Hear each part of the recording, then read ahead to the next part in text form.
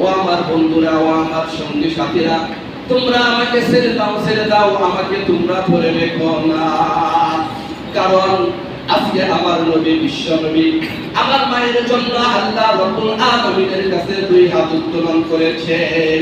আমি আজকে দেখতে চাই আমার বাড়িতে আমার নবীর দোয়া আগে পৌঁছে নাকি আমি আবু হুরায়রা দৌড়ে দৌড়ে আগে পৌঁছতে পারি। সকলে ধীরে ধীরে বলুন আলামিনের দরবারে অসংখ্য অগণিত শুকরিয়া আদায় জ্ঞাপন করছি, যিনি আমাদেরকে আজকের এই মহিমান্বিত রজনীতে আগে আগে মসজিদে আসার তৌফিক দান করেছেন। সেজন্য আমরা সকলেই শুকরিয়া দান করি, আলহামদুলিল্লাহ। আমরা আরো কৃতজ্ঞতা জ্ঞাপন করছি, যিনি আমাদেরকে লাইলাতুল কদরের মতো ফজিলতপূর্ণ বরকতপূর্ণ রজনী আমাদেরকে দান করেছেন। সেজন্য আমরা আবারও শুকরিয়া দান করি, আলহামদুলিল্লাহ। সম্মানিত মুসল্লি ভাইরা, একদিন বিশ্বনবী সাল্লাল্লাহু আলাইহি ওয়াসাল্লাম সাহাবায়ে কেরামের সামনে আলোচনা করতেছিলেন যে পূর্ব যুগে, বনি ইসরাইলের যুগে একজন লোক ছিল, আল্লাহর একজন বান্দা ছিল, যেই বান্দা সুদীর্ঘ 1000 বছর সারা রাত করে সেই লোকটা ইবাদত বন্দেগী করতে। সকলে বলুন সুবহানাল্লাহ। আবার সেই 1000 বছর সারা দিন করে সে ইসলামের পথে জিহাদ করত, যুদ্ধ করত। সকলে বলুন সুবহানাল্লাহ।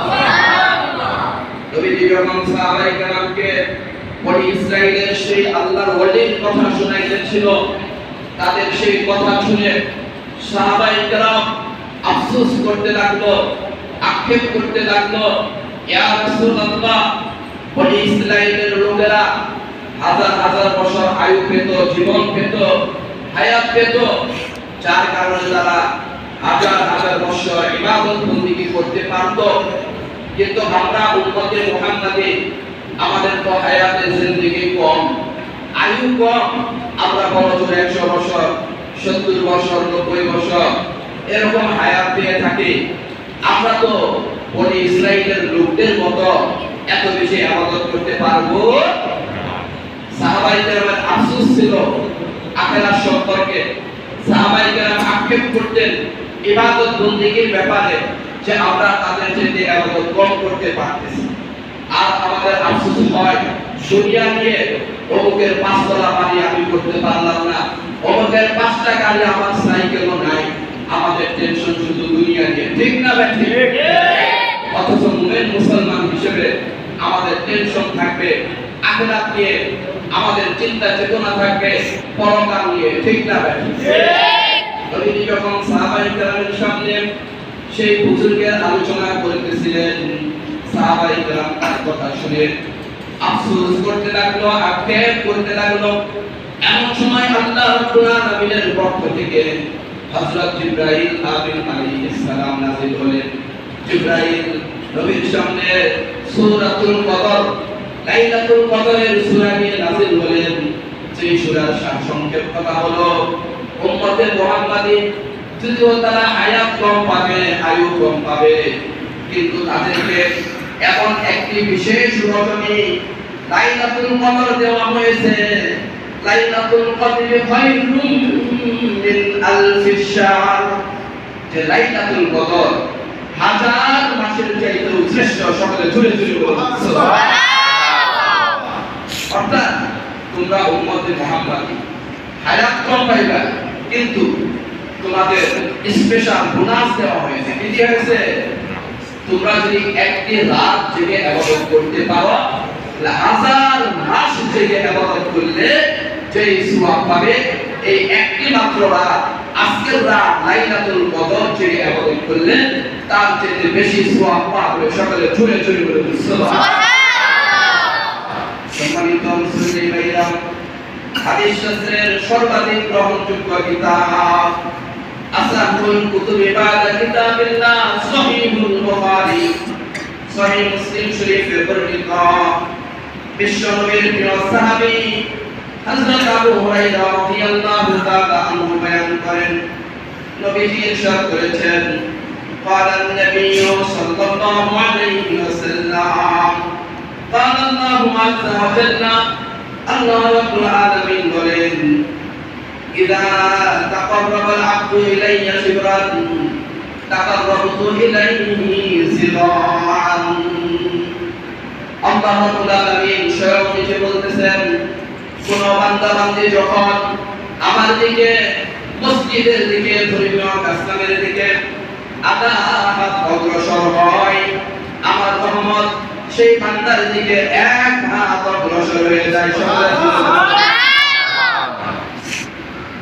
ومن تقرب إلي ذراعا تقربت إليه باعا সেই ব্যক্তি আমার দিকে মসজিদের দিকে ধর্মীয় কাজকামের দিকে এক হাত অগ্রসর হয় আল্লাহর রহমত ওই বান্দা বান্দির দিকে দুই হাত অগ্রসর হয় আল্লাহ রাব্বুল আলামিন বলতেছেন ওয়া ইয়াতিনি ইয়ামশি আতাইতুহু হাওয়ালাতান বান্দা যদি আমার দিকে মসজিদের দিকে ধর্মীয় কাজকামের দিকে পায়ে হেঁটে হেঁটে আসে আমার রহমত ওই বান্দার দিকে দৌড়িয়ে দৌড়িয়ে যাই সকলে সুবহানাল্লাহ কাল লাগিয়া কান্দরে মন কাল লাগিয়া হাসর যে তোমারে করল সৃজন তারে ভুলে আসা ঠিক না ঠিক আজ আমরা দুনিয়ার দিকে দৌড়াচ্ছি টাকা পয়সার দিকে দৌড়াচ্ছি গাড়ি বাড়ির দিকে দৌড়াচ্ছি অথচ আল্লাহর দিকে আসতেছি না নামাজের দিকে আসতেছি না মসজিদের দিকে আমরা আসতেছি তো আমরা যদি মসজিদের দিকে আল্লাহর কাজের দিকে আল্লাহর দিকে যদি আমরা পায়ে হেঁটে হেঁটে আসি আল্লাহর রহমত ওই বান্দা বান্দির দিকে দৌড়িয়ে দৌড়িয়ে যায় সকলে জুড়ে জুড়ে কিভাবে দৌড়িয়ে যায় একটা ঘটনা শুনবেন আপনারা শুনবে কিভাবে দৌড়িয়ে যায় আল্লাহর রহমত দেখেন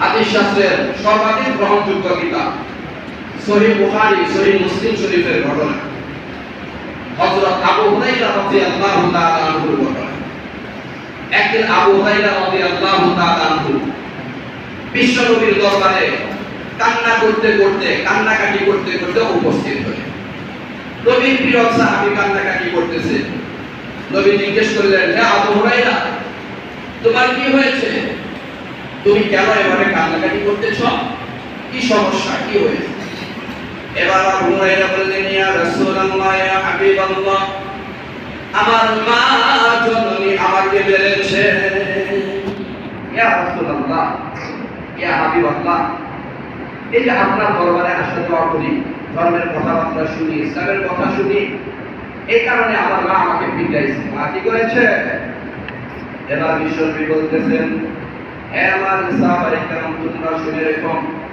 আমি নবী মুহাম্মদুর রাসূলুল্লাহ সাল্লাল্লাহু আলাইহি ওয়াসাল্লাম এই পৃথিবীতে এই জন্য আগমন করি নাই যে আমি কোনো মায়ের বিচার আচার করব কোনো মায়ের বিচার করার জন্য আমি এই দুনিয়াতে আসি সন্তান মা বাবার বিরুদ্ধে অভিযোগ দিবে মামলা দিবে বিচার চাইবে এই বিচার হবে না এই বিচারকে মা বাবার বিরুদ্ধে বিচার করার মতো অধিকার আমি নবীর নাই সম্মানিত মুসলিমেরা খুব ভালোভাবে বুঝতে হবে মা বাবা কি জিনিস মা বাবার বিরুদ্ধে কোনো অভিযোগ চলবে না মা বাবার বিরুদ্ধে কোনো বিচার আচার চলবে না কোনো মামলা মোকদ্দমাকে চলবে কিন্তু আমরা যে যুগে পড়েছি ভাই বন্ধুরা এই যুগে এমন ঘটনা পাওয়া যায় সন্তানরা সামান্য টাকার জন্য সামান্য গাড়ি বাড়ির জন্য নিজের জন্মদাতা মা বাবাকে ধরে ধরে সবাই করতেছে ঠিক না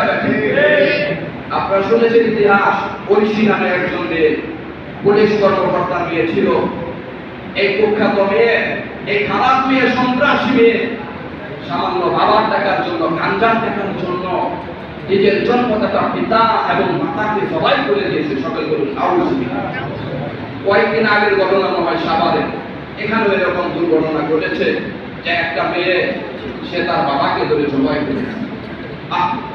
কত মারাত্মক কথা! মা বাবা কি জিনিস সেটা আমাদের বুঝতে হবে। হাদিসে আসছে, তোমার মা বাবাই তোমার জান্নাত, তোমার মা বাবাই তোমার কি জাহান্নাম। হাদিসের মধ্যে আরো এসেছে, নবীজি বলেছেন, মা মিন ওয়ালাদিন বারিন ইয়ানজুরু ইলা ওয়ালিদাইহি নাযরাতা রাহমাতিন ইল্লা কাতাবাল্লাহু লাহু বিকুল্লি নাযরাতিন হাজ্জাতাম মাবরুরা। যেই ছেলে মেয়ে, এক সন্তান মা বাবার দিকে একবার রহমতের দৃষ্টিতে তাকাবে, আমার আল্লাহ ওই সন্তানকে একটি কবুল হজের সওয়াব দান করবেন। সকলে জোরে জোরে বলেন সুবহানাল্লাহ। ক্বালু ইয়া রাসূলুল্লাহ, সাহাবায়ে কেরাম প্রশ্ন করলেন, ইয়া রাসূলুল্লাহ, ইয়া হাবিবাল্লাহ, যদি কোনো ছেলে মেয়ে তার মা বাবার দিকে দিনে দৈনিক 100 বার ভালো দৃষ্টিতে তাকায়, তার কি হুকুম? আর যাদের মা বাবা নামক এত বড় রহমত, এত বড় সম্পদ জীবিত আছে, আমরা আসলে দেখতেছি। কাজেই আজকে থেকে আমরা মন করি, আমরা অঙ্গীকারবদ্ধ হই, আজ থেকে মা বাবার অবাধ্য হব না, মা বাবার আদেশের বিরুদ্ধে যাব না, মা বাবা কষ্ট পায় এমন কোনো কাজটা আমরা করব। আমরা ঘটনা শুনতেছিলাম, হযরত আবু হুরায়রা রাদিয়াল্লাহু তাআলা আনহু নবীর কাছে এসে বললেন যে আমার মা আমাকে মেরেছে। নবী উত্তর দিলেন, আবু হুরায়রা, মা বাবা সন্তানকে মারতেই পারে। মা বাবার বিরুদ্ধে কোনো সন্তানের অভিযোগ শোনার জন্য আমি নবী পৃথিবীতে আসি, বরং আমি তো এসেছি প্রত্যেকটা সন্তানের কাছ থেকে তার মা বাবার হকগুলা পুরোপুরি আদায় করার জন্য। ঠিক না ভাই? এবার আবু হুরায়রা বললেন, ইয়া রাসূলুল্লাহ, ইয়া হাবিবাল্লাহ, আমি আপনার কাছে আমার মা বাবার বিরুদ্ধে কোনো অভিযোগ দিতে আসি নাই, কোনো বিচার দিতে আসি নাই, কোনো মামলা করতে আসি নাই। এবার নবীজি বললেন, তাহলে কি বলতে চাও, খোলামেলা বলো। এবার আবু হুরায়রা বললেন, ইয়া রাসূলুল্লাহ, ইয়া হাবিবাল্লাহ, আমি তো মুসলমান হয়েছি, আমার মা তো এখনো মুসলমান হননি, তিনি এখনো কাফের। আপনি তো আল্লাহর নবী, আপনি যদি আল্লাহ তাআলার কাছে একটু হাত উঠাইতেন আমার মায়ের জন্য, আমার মা যদি মুসলমান হয়ে যেতেন, তাহলে আপনার দরবারে আসার মতো আর কোনো বাধা থাকতো না। সকলে জোরে জোরে বলুন সুবহানাল্লাহ। কারো মা বাবা যদি খারাপ হয়, তার সাথে খারাপ ব্যবহার করা যাবে না, তাদের জন্য আল্লাহর কাছে হাত তুলে দোয়া করবেন, ইনশাআল্লাহ আল্লাহ কি করবেন, দোয়া কবুল। এবার নবীজি বলতেছেন, হ্যাঁ আবু হুরায়রা, আমি নবী হিসেবে তোমার মায়ের জন্য আমি দোয়া করতে পারি। ঠিক আছে, তুমি বাড়িতে চলে যাও, আমি আল্লাহ রাব্বুল আলামিনের কাছে তোমার মায়ের জন্য দুই হাত উঠাই। এবার নবীজি আল্লাহ রাব্বুল আলামিনের কাছে আবু হুরায়রার মায়ের জন্য দুই হাত উত্তোলন করলেন। আবু হুরায়রা নবীজির দরবার থেকে তার বাড়ির দিকে খুব জোরে দৌড়িয়ে দৌড়িয়ে যাইতে লাগলেন। রাস্তায় সাহাবায়ে কেরামের সাথে দেখা, অনেক সাহাবীরা আবু হুরায়রাকে সালাম দিতে লাগলেন, ও ভাই দাঁড়াও দাঁড়াও, তোমার কি হয়েছে? কিন্তু না, আবু হুরায়রা আজকে কারো কথা শুনতেছেন না, তিনি আরো জোরে জোরে তার বাড়ির দিকে দৌড়াইতেছেন। এবার সাহাবীরা মনে করছে মনে হয় আবু হুরায়রার কোনো বিপদ হয়েছে, এরাও দৌড়িয়ে গিয়ে আবু হুরায়রা জুড়ে ধরছে। দৌড়া বলতেছে, তুমি আগে বলো তোমার কি হয়েছে, নতুবা আমরা তোমাকে ছাড়বো। এবার আবু হুরায়রা বলতেছেন, ও আমার বন্ধুরা, ও আমার সঙ্গী সাথীরা, তোমরা আমাকে ছেড়ে দাও, আমাকে তোমরা ধরে রেখো না, কারণ আজকে আমার নবী, বিশ্ব নবী, আমার মায়ের জন্য আল্লাহ রাব্বুল আলামিনের কাছে দুই হাত উত্তোলন করেছে। আমি আজকে দেখতে চাই আমার বাড়িতে আমার নবীর দোয়া আগে পৌঁছে নাকি আমি আবু হুরায়রা দৌড়ে দৌড়ে আগে পৌঁছতে পারি। সকলে জোরে জোরে বলুন সুবহানাল্লাহ। আল্লাহু আকবার। ওই হাদিসটা মনে রাখতে হবে যে বান্দা যখন আল্লাহর দিকে হেঁটে হেঁটে আসে, আল্লাহর রহমত দৌড়িয়ে দৌড়িয়ে যায়। এখন বান্দা যদি দৌড়িয়ে যায় তাহলে রহমতটা কিভাবে যাবে? দেখেন ঘটনাটা, কথা বলে আসছে আমার। এবার সাহাবীরা আবু হুরায়রাকে ছেড়ে দিলেন। আবু হুরায়রা দৌড়ে দৌড়ে বাড়িতে পৌঁছে গেলেন। বাড়িতে যে যখন দরজায় ঢুকা দিয়েছেন, ভেতর থেকে সঙ্গে সঙ্গে আবু হুরায়রার মা অত্যন্ত মায়াবী কণ্ঠে আবু হুরায়রাকে ডাকতেছে, ও বাবা, তুমি এতক্ষণ কোথায় ছিলেন? তোমার জন্য আমি না খেয়ে বসে আছি, তুমি কেন আমাকে এভাবে কষ্ট দিয়ে দূরে থাকো? সকলে জুড়ে জুড়ে বলুন সুবহানাল্লাহ। আবু হুরায়রার বুঝতে আর বাকি নাই। অন্যদিন বাড়িতে আসলে যেই মা আমাকে পিটাইতো, যেই মা আমাকে আঘাত করতো, আজকে সেই মা আমার জন্য মায়া করতেছে। আবু হুরায়রা বুঝতে আর বাকি নাই, আমার বাড়িতে আমি দৌড়িয়ে আগে আসার আগে আমার নবীর দোয়া, আল্লাহর রহমত আমার বাড়িতে আগে পৌঁছে গিয়েছে। সকলে জুড়ে জুড়ে বলুন সুবহানাল্লাহ। ওয়াইয়াতিনি ইয়ামশি আতাইতুহু আরওয়ালাতান।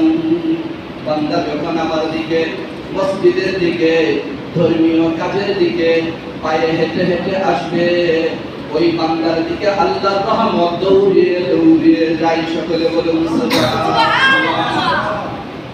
দেখেন কিভাবে দৌড়িয়ে গেছে। আবু হুরায়রা দৌড়িয়ে নবীর দোয়ার আগে পৌঁছতে পারে না। তাহলে আমরা যদি আল্লাহর দিকে এক হাত অগ্রসর হই, আল্লাহর রহমত আমাদের দিকে কি হবে? দুই হাত অগ্রসর হবে। প্রিয় বন্ধুরা আমার, আজকের রাত অত্যন্ত ফজিলতের রাত।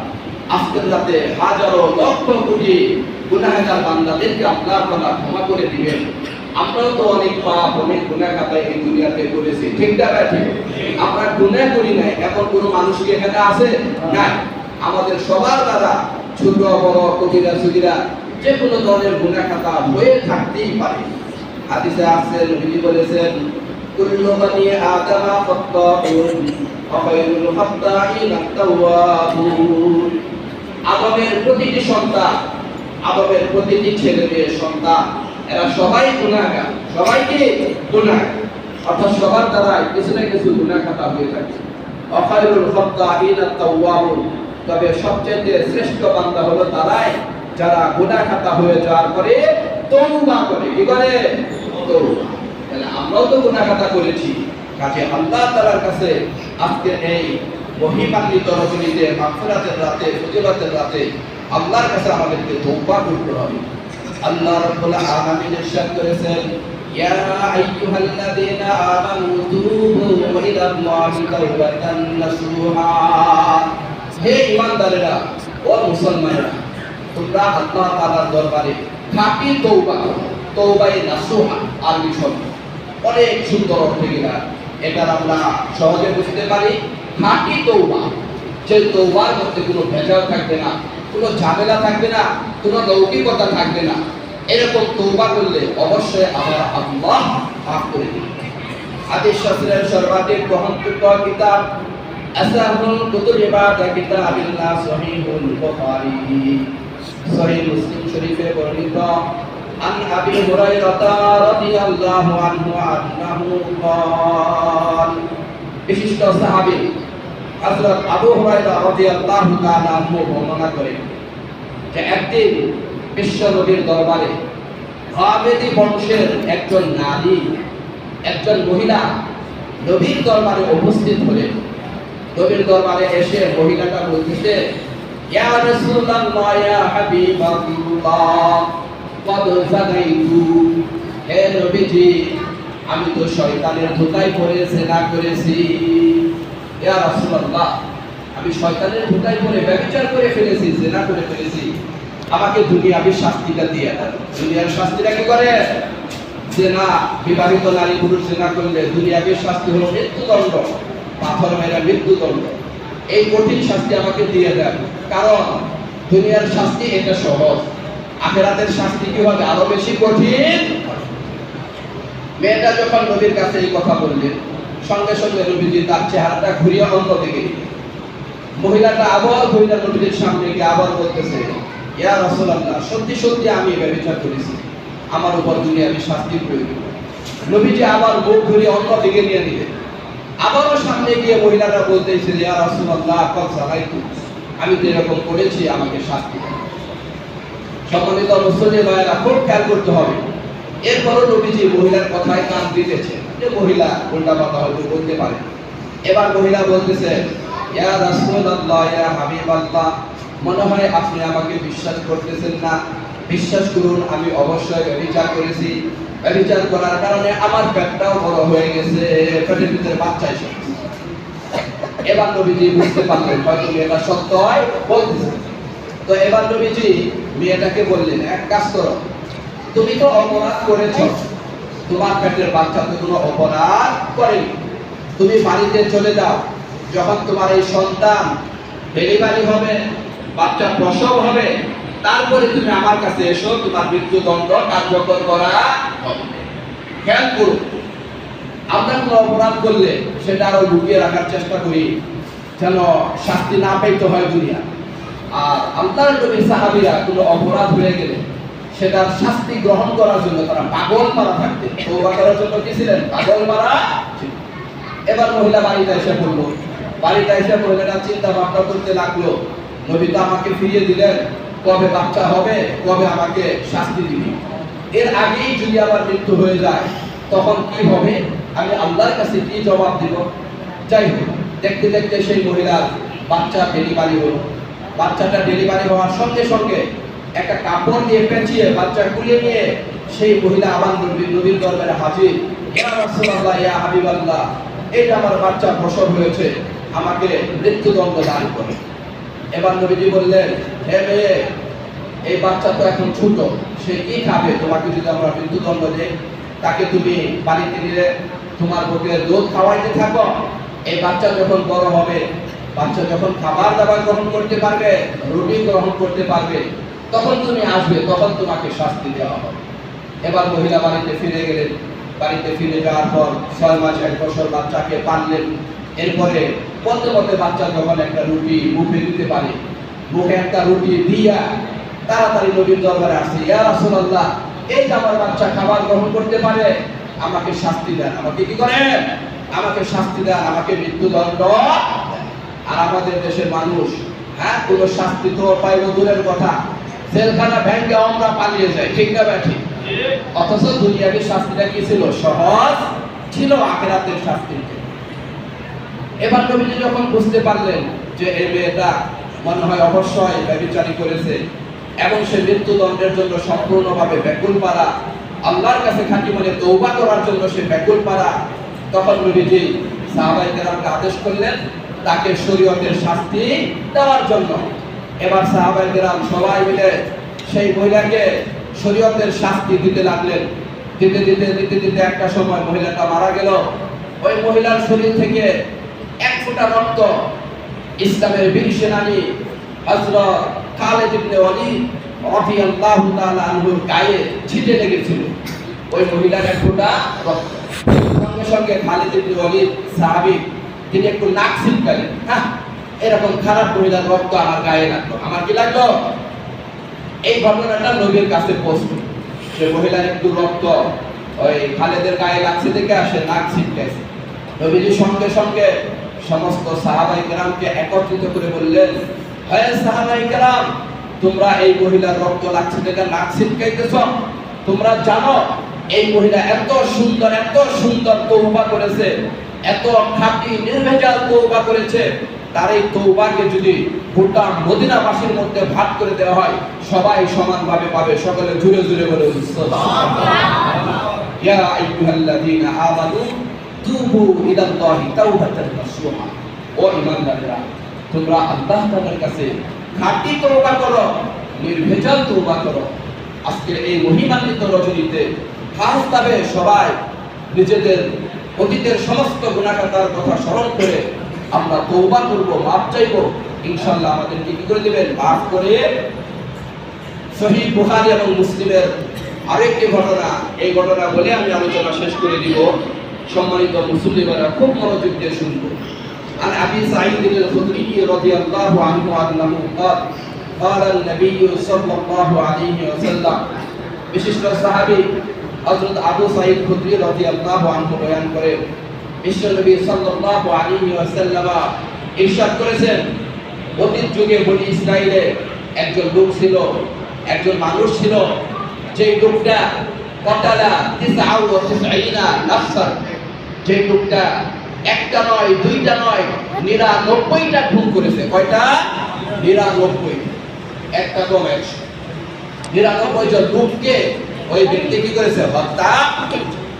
এতগুলা মানুষকে হত্যা করার পর ওই লোকটার ভিতরে একটু অনুতপ্ত, অনুশোচনা আসলো, হায় হায় আমি কি করলাম, এতগুলা লোককে এভাবে জবাই করলাম, হত্যা করলাম, মৃত্যুর পর আমি আল্লাহর কাছে কি হিসাব দেব? তখন সে ব্যাকুল হয়ে, অস্থির হয়ে এক দরবেশ, যারা ইবাদত গুজার দরবেশ, আল্লাহর ওলি, কিন্তু শরীয়তের মাসলা মাসাইল কত জানে না, এক দরবেশের কাছে গিয়ে জিজ্ঞেস করলো, হে দরবেশ সাহেব, আমি তো 99টা খুন করেছি, আমার জন্য তওবার কোনো সুযোগ আছে কিনা, মাফের কোনো সুযোগ আছে? দরবেশ লোক যারা ইবাদত বন্দেগী ভালোই জানে, কিন্তু শরীয়তের মাসলা জানে। তো মাসলা না জানার কারণে ওই দরবেশ লোক ফতোয়া দিলেন যে না, এতগুলা লোককে হত্যা করার পর তুমি মাফ পাইতে পারো, তোমার কোনো মাফ নাই, তোমার ঠিকানা জানা। সঙ্গে সঙ্গে সেই লোকটা রাইকা ফায়ার হইয়া, তার হাতে তরবারি ছিল, তরবারি দিয়ে ওই দরবেশকে 2 খণ্ড করে দিল। সকলে বলুন নাউজুবিল্লাহ। দরবেশকে 2 খণ্ড কইরা হত্যা কইরা 100 সেঞ্চুরি করল। কি করলো? 100টা সেঞ্চুরি করল। ও আমার যুবক ভাইরা, তরুণ ভাইরা, বর্তমান যুগেও এমন কিছু খারাপ লোক, কুখ্যাত খারাপ সন্তান মানুষ পাওয়া যায়, যারা এরকম গয়না গুণা করে। গয়না কি করে? যে আমি এই গুণাটা করতেছি, পক্ষে 100টা করি। কতটা করো? আমরা পেপার পত্রিকায় পেয়েছি জাহিরুল্লাহ বিশ্ববিদ্যালয়ে এক ছাত্র এরকম 100টা ধর্ষণ করেছে। এগুলা পেপার পত্রিকা আপনারা হয়তো শুনেছেন। তো আমাদের যুগে এমন কিছু কুখ্যাত খারাপ লোক আছে, যারা এভাবে গুনাহ করতে গিয়ে বাহাদুরি দেখায়, গর্ব করে যে আমি সেঞ্চুরি করছি। তো ওই বনি ইসরায়েলের লোকটা ওই দরবেশকে হত্যার মাধ্যমে সে সেঞ্চুরি পূর্ণ করলো। 100 জন লোককে কি করলো? হত্যা। যেহেতু আমার মুক্তি নাই, তোমারও শেষ করে। এরপর লোকটা আবার বের হয়ে আসলো, চিন্তা ভাবনা করতে লাগলো, এবার তো 100 খুন করছে, এরপরও কি আমার কোনো মুক্তির পথ আছে কি? সেই লোকটা এবার খুঁজতে খুঁজতে বিজ্ঞ একজন মুফতি, বিজ্ঞ একজন আলেম, খ্রিস্টান আলেম, তার কাছে গেল। তাকে গিয়ে জিজ্ঞেস করলো, ভাই আমি তো অনেক বড় অপরাধ করেছি, 100 জন মানুষকে জবাই করেছি, আমার জন্য মুক্তির কোনো পথ আছে কি? এবার সেই বিজ্ঞ আলেম মুফতি সাহেব তিনি বলতে লাগলেন, হে আল্লাহর বান্দা, অবশ্যই অবশ্যই তোমার জন্য মুক্তির পথ রয়েছে। সকলে জুড়ে জুড়ে বলুন সুবহানাল্লাহ। কারণ তুমি যতই অপরাধ করো না কেন, তোমার অপরাধের একটা সীমা আছে। একটা কি আছে? মাত্র 100টা হত্যা করছে, 100টা গুনাহ করছে, এটা একটা সীমা আছে, তাই না? আমরা যতই গুনাহ করি, এটা একটা সীমা আছে না? সীমা আছে। কিন্তু আমার আল্লাহ রহমত আর মাগফিরাতের কোনো সীমানা নাই। সকলে বলুন সুবহানাল্লাহ। আল্লাহ রাব্বুল আলামিন পবিত্র কোরআনে ইরশাদ করেছেন, ইয়া আইয়ুহাল্লাযীনা আমানু, হে ঈমানদাররা, মুসলমানেরা, লা তাকনাতু মির রাহমাতিল্লাহ, তোমরা আল্লাহর রহমত থেকে নিরাশ হও না। সকলে জোরে জোরে বলুন সুবহানাল্লাহ। লা তাকনাতু মির রাহমাতিল্লাহ, আল্লাহর রহমত থেকে নিরাশ হও না। গুনাহ করতে করতে পাহাড় পরিমাণ গুনাহ করেছ, সমস্যা নাই, আমার দরবারে ফিরে আসো, আমি আল্লাহ তোমার সমস্ত গুনাহ মাফ করে। গুনাহ করতে করতে সাগর পরিমাণ গুনাহ হয়ে গেছে, সমস্যা নাই, আজকের এই মহিমান্বিত রজনীতে মসজিদে আসো, ইবাদত বন্দেগী করো, নির্জনে বসে খাতি দিলে তওবা করো, আমি তোমাদের সমস্ত গুনাহ খাতাগুলো মাফ করে দেব। সকলে সুবহানাল্লাহ।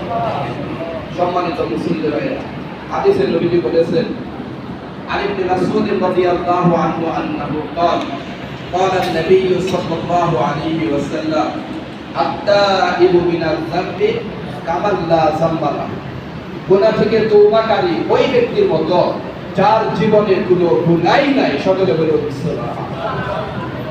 খেয়াল করুন, আমরা সেই ঘটনা শুনতেছিলাম। তো ওই যে 100 লোককে হত্যা করেছে, বিজ্ঞ আলেম বললেন, ভাই আপনার জন্য মুক্তির পথ আছে, তওবার সুযোগ আছে। তবে তওবাটা, মুক্তিটা কিভাবে হবে? আপনি যে এলাকায় বসবাস করতেছেন এই এলাকাটা খারাপ, এই এলাকার লোকজনও খারাপ, এখানে বসবাস করা যাবে না। এখান থেকে আপনি ইসলামের জন্য হিজরত করে অমুক মহল্লায় চলে যান। সেই মহল্লায় আল্লাহর ওলিরা থাকে, উলামায়ে কেরাম থাকে, বুজুর্গানে দিন থাকে। তাদের কাছে গিয়ে তাদের হাতে তওবা ইস্তিগফার করে ভালো হয়ে যাবেন, তাহলে আল্লাহ আপনাকে কি করে দিবেন? মাফ করে। এরপর সেই লোকটা নিজের বাড়ি ঘর ছেড়ে দিয়ে ওই আলেম উলামাদের, আল্লাহর ওলিদের ইসলামের জন্য হিজরত করলেন। চাইতে চাইতে যখন তিনি, আমি ঘটনা সংক্ষেপ করে দিচ্ছি সময় কম, লোকটা চাইতে চাইতে যখন দুই এলাকার মাঝামাঝি স্থানে পৌঁছলেন, এমন সময় তার মৃত্যুর পরোয়ানা এসে পড়ল। তার জান কবজ করার জন্য আজরাইল উপস্থিত। আমরা সবাই একটু খেয়াল করে শুনি। লোকটা যখন মাঝামাঝি গেল তখন তার সামনে আজরাইল উপস্থিত। লোকটার মৃত্যুর সময় হয়ে গেছে। এখন তার সামনে দুই ধরনের ফেরেশতা আসছে। একটা হলো আযাবের ফেরেশতা, আর একটা হলো রহমতের ফেরেশতা। আযাবের ফেরেশতারা বলতেছে আমরা তার জান কবজ করব কারণ সে গুনাহগার। রহমতের ফেরেশতারা বলতেছে আমরা তার জান কবজ করব কারণ সে গুনাহগার হলেও তওবা করে আল্লাহর পথে ফিরে এসেছে। সকলে বলুন সুবহানাল্লাহ। দুই ফেরেশতারা মনে করে রীতিমতো যুদ্ধ বসাবসি শুরু করে দিয়েছে। ওই সময় ওইখান দিয়ে আরো একজন বিজ্ঞ আলেম, বিজ্ঞ ফেরেশতা যাইতেছিল। তাকে দেখা তারা জিজ্ঞেস করলো, ভাই আমরা তো এই সমস্যায় পড়েছি, এই সমস্যাটার সমাধান আমাদেরকে দিয়ে দাও। এখন ওই ফেরেশতারা বলল, ও ফেরেশতারা তোমরা এক কাজ করো, এই ব্যক্তির বাড়ি থেকে নিয়ে যে এলাকায় যাইতেছিল এই দুই জায়গার দূরত্বটা তোমরা মাপো। এই লোকটা যেখানে দাঁড়িয়ে আছে এখান থেকে তার বাড়ির দূরত্ব কতটুকু, এবং এই লোকটা থেকে তিনি যে এলাকায় যাইতেছিল ওই এলাকার দূরত্ব কতটুকু, এটা তোমরা কি করো? নির্ণয় করো। পরে জায়গাটা আমরা দেখা হলো মোটামুটি সমান সমান। তবে যে এলাকার থেকে তিনি হিজরত করতেছিলেন, ইসলামী এলাকা, ইসলামী রাষ্ট্র, আলেম উলামাদের রাষ্ট্র, ওখানে মাত্র আধা হাত কম। কতটুকু কম? আধা হাত কম। এখন ফয়সালা হলো এই বান্দার জান কবজ করবে রহমতের ফেরেশতারা। সকলে জুড়ে জুড়ে বলুন সুবহানাল্লাহ। ওই যে আমি শুরুতে হাদিস বলেছিলাম, মান তাকাররাবা ইলাইয়া শিবরান তাকাররাবতু ইলাইহি জিরাআ। যেই ব্যক্তি আল্লাহর দিকে, মসজিদের দিকে আধা হাত অগ্রসর হবে, আল্লাহর রহমত ওই বান্দার দিকে এক হাত অগ্রসর হয়ে যাবে। সকলে জুড়ে জুড়ে বলুন সুবহানাল্লাহ। সম্মানিত মুসলিম ভাইরা, আমি আর আলোচনা দীর্ঘ করব না। আজকের এই মহিমান্বিত রজনীতে আমরা সবাই খাঁটি মনে আল্লাহ তাআলার কাছে তওবা ইস্তিগফার করব। আল্লাহ তাআলা আমাদের সকলের জীবনে গুনাহগুলো মাফ করে দিন।